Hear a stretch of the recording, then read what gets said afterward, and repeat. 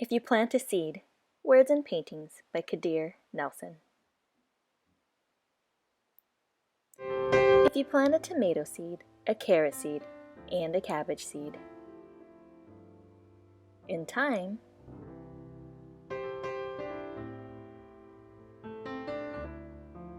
with love and care, tomato, carrot, and cabbage plants will grow.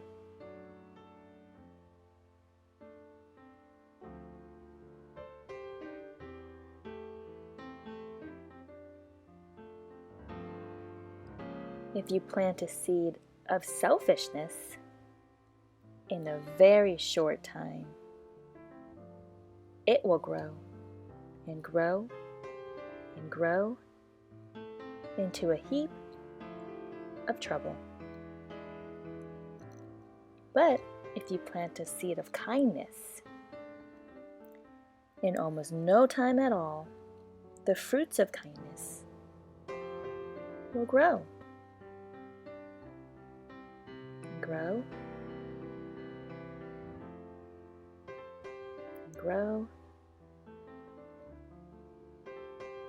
and grow.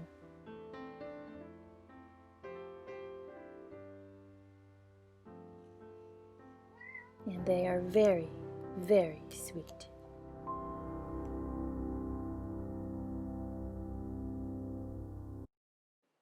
Each Kindness by Jacqueline Woodson. That winter, snow fell on everything, turning the world a brilliant white. One morning, as we settled into our seats, the classroom door opened, and the principal came in. She had a girl with her, and she said to us, "This is Maya." Maya looked down at the floor. I think I heard her whisper, "Hello." We all stared at her. Her coat was open and the clothes beneath it looked old and ragged. Her shoes were spring shoes, not meant for snow. A strap on one of them had broken. Our teacher, Miss Albert, said, "Say good morning to our new student." But most of us were silent. The only empty seat was next to me. That's where our teacher put Maya. And on the first day, Maya turned to me and smiled. But I didn't smile back. I moved my chair, myself, and my books a little farther away from her. When she looked my way, I turned to the window and stared out at the snow. And every day after that, when Maya came into the classroom, I looked away and didn't smile back. My best friends that year were Kendra and Sophie.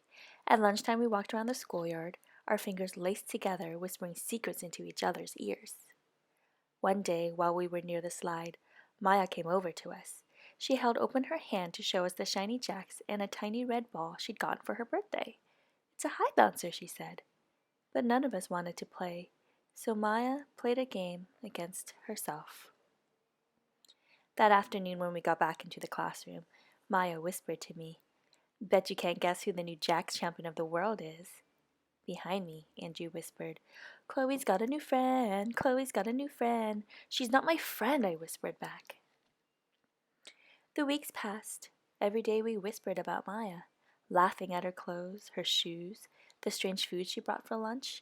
Some days, Maya held out her hand to show us what she had brought to school, a deck of cards, pickup sticks, a small tattered doll.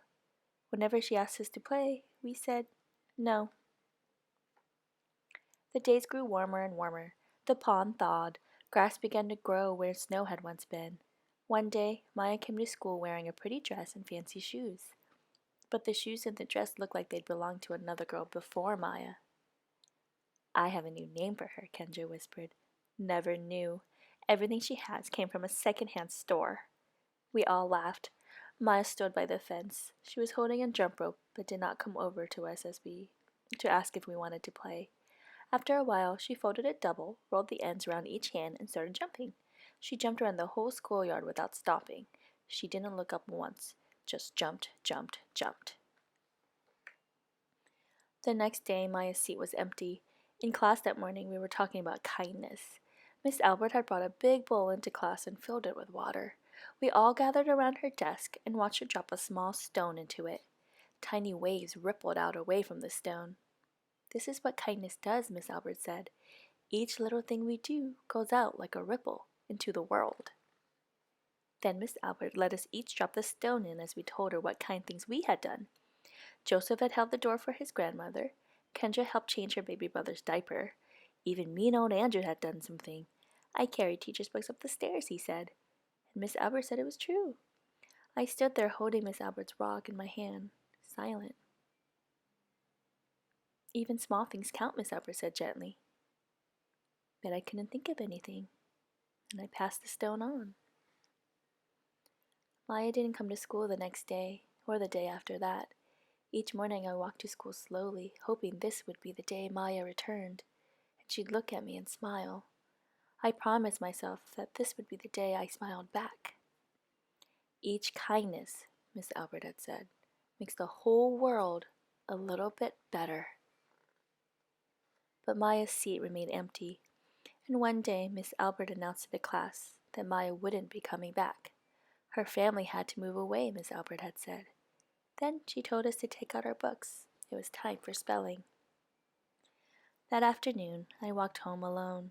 When I reached the pond, my throat filled with all the things I wished I would have said to Maya, each kindness I had never shown. I threw small stones into it over and over, watching the way the water rippled out and away, like each kindness, done and not done, like every girl somewhere, holding a small gift out to someone, and that someone turning away from it. I watched the water ripple as the sun set through the maples, and the chance of kindness with Maya became more and more forever gone.